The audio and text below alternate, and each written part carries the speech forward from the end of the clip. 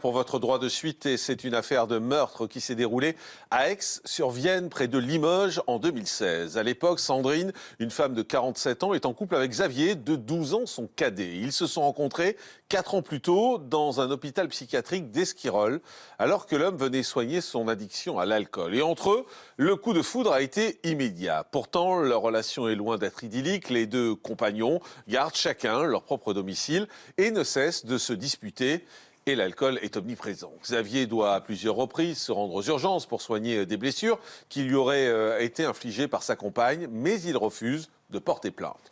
Dans la nuit du 25 au 28 mai, Sandrine lui fait part de son souhait de le quitter. Une énième dispute éclate, mais cette fois, l'issue est fatale. Sandrine porte plusieurs coups de couteau à son compagnon, qui s'effondre. Puis elle nettoie le sol, prend sa douche et enfin appelle les secours. À leur arrivée, malgré un massage cardiaque, Xavier succombe à ses blessures. La quadragénaire reconnaît avoir porté les coups de couteau, mais elle affirme qu'elle n'avait pas l'intention de tuer Xavier. Lors de son procès en 2019, elle a été condamnée à 21 ans de réclusion criminelle pour homicide volontaire.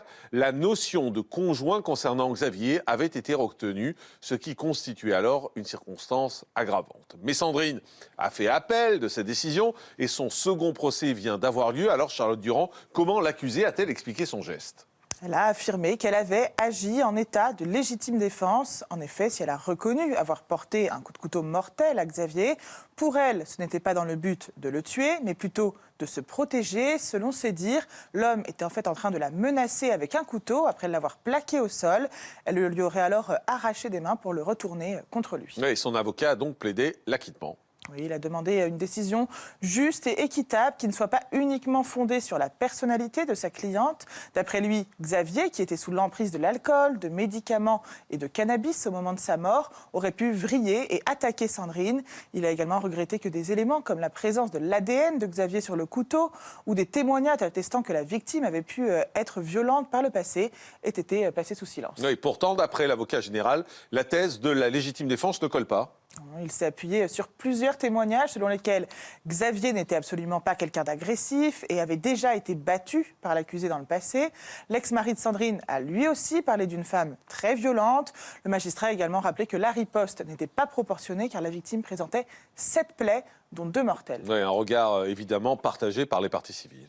Et pour l'avocat de la partie civile, Sandrine essaie juste de se faire passer pour une victime de violence conjugale. Il l'a décrite comme une menthe religieuse qui absorbe et dévore ses victimes. Il a été jusqu'à prononcer ces mots. Un mort, c'est pratique, on peut tout lui faire endosser et le réduire à son alcoolisme. Selon lui, Xavier, qui avait été traumatisé par plusieurs événements dans le passé, dont le décès de sa mère, avait fini par accepter l'inacceptable de la part de l'accusé. Et finalement, quel a été le verdict rendu par la cour d'assises de Guéret ? La thèse de la légitime défense n'a pas été retenue. Sandrine a été déclarée coupable de violence avec arme ayant entraîné la mort sans intention de la donner. Elle a été condamnée à 15 ans de réclusion criminelle assortie de 5 ans de suivi socio-judiciaire et devra dédommager financièrement la famille de la victime. C'est une peine allégée par rapport au premier procès car cette fois, la Cour n'a pas retenu l'homicide volontaire ni le qualificatif aggravant de conjoint pour décrire Xavier. Merci beaucoup Charlotte.